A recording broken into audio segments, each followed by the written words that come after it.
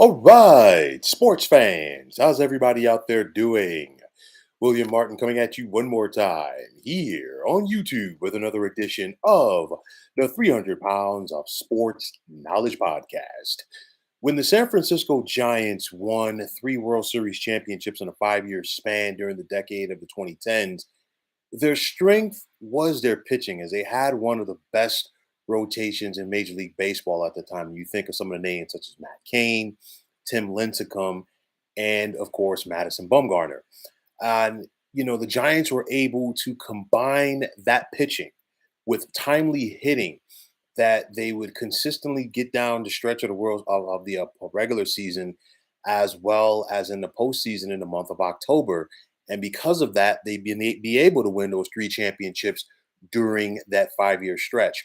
Now, following the retirement of Barry Bonds, the Giants organization has really tailored their team around the dimensions of their home park. And I say that because Oracle Park in San Francisco is a delight for pitchers. It's located right at the San Francisco Bay, as that cold air, the wind, and the fog can sometimes be nightmares on hitters, albeit that Oracle Park cannot hold a flame, no pun intended, to the Giants' former home of Candlestick Park, which was known to be a big time nightmare for hitters with the wind out there. But even pushing the elements aside in the Bay Area, you think about some of the dimensions at Oracle Park. Right center field is 415 feet away from the plate. Right field is 365 and it's about 309 down the line. And of course, it's always tough, to hit that splashdown, if you will, for a home run into McCovey Cove.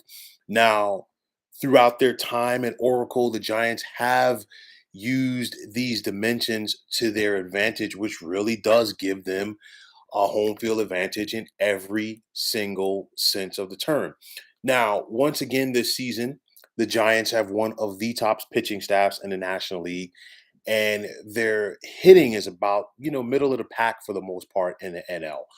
And with that said, with this solid pitching that the Giants are getting, will they be able to strike a deal between now and the trade deadline to get a bat that could potentially put them over the hump in order to make them a legit World Series contender?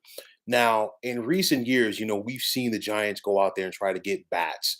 And, it's not for a lack of effort. We saw San Francisco acquire Chris Bryant from the Chicago Cubs in 2021, just prior to the deadline. And in 51 games with the Giants that year, Bryant hit 262 with seven homers and 22 runs batted in as he helped San Francisco win 107 games that year. But Bryant would turn the Giants down in the offseason in free agency that year. And he then decided to sign with the Colorado Rockies on a 7 year deal for $182 million. However, the Giants avoided trouble because in not being able to resign Bryant, they sat back and shown him not be able to put up the numbers that he was expected to put up when he went to Colorado. He's only appeared in 104 games so far in a year and a half for the Rockies, and he only has 13 home runs and 37 runs batted into his credit.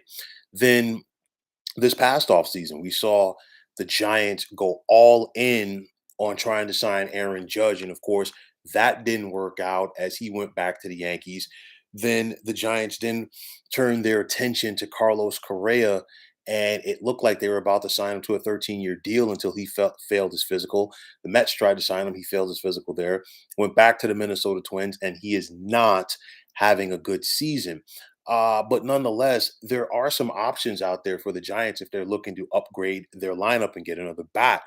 Now, would or will the Giants make a move at Cody Bellinger if the Cubs make him available? That's a big question right now because you look at Cody Bellinger's career, and after he was named as the NL MVP in 2019 with the Dodgers, he had several down years, and some of that was due to injury. But, Bellinger signed a 1 year deal over the offseason with the Cubs last winter, and he has recaptured his stroke. He entered play today hitting 308 with 12 home runs and 35 runs batted in. He's still out there playing for a multi-year deal. And I think returning to the West Coast could be just what the doctor ordered for both him and the Giants. Think about it, getting back into the National League West and having an opportunity to face the Dodgers. Then on top of that, being on a team that has a potential to go to the postseason. And if you are a player who's looking to cash in free agency, what a bigger stage to prove your worth than on the postseason stage if Bellinger were to be a Giant and make some things happen. And of course, I'm just speaking hypothetically here. Would the Giants also possibly go after All-Star third baseman Nolan Arenado if the St. Louis Cardinals were to make him available? And again, I'm just throwing these out there. Arenado has been one of the better third basemen in baseball, since he came up with the Rockies. He finished third in the NL MVP race last year as he hit 293 with 30 home runs and 103 runs batted in as he helped St. Louis win the National League Central. Now, coming into this year, St. Louis was once again expected to contend for the Central Crown. However, they have been one of the biggest disappointments in baseball this season, as we just saw them climb out of the basement in the Central, which has been their home for the most part this season. Now, of course, the big question is going to be, will the Cardinals look to become sellers between now and the trade deadline? And if they are, would they make Arenado available? I'll tell you like this. If Arenado's out there, there's going to be a lot of teams that are going to be interested in him that have an eye on the postseason. And I think the Giants would be one of those, in my opinion. You think about it, like Bellinger, this was a guy who knows all about the National League West. He tormented the Giants for years when he played for the Colorado Rockies. And it's not just coming back to the National League West. It's coming back to an organization, or going to an organization rather, that has a legit shot to make the postseason. It's going to an organization that is one of the historical franchises in Major League Baseball.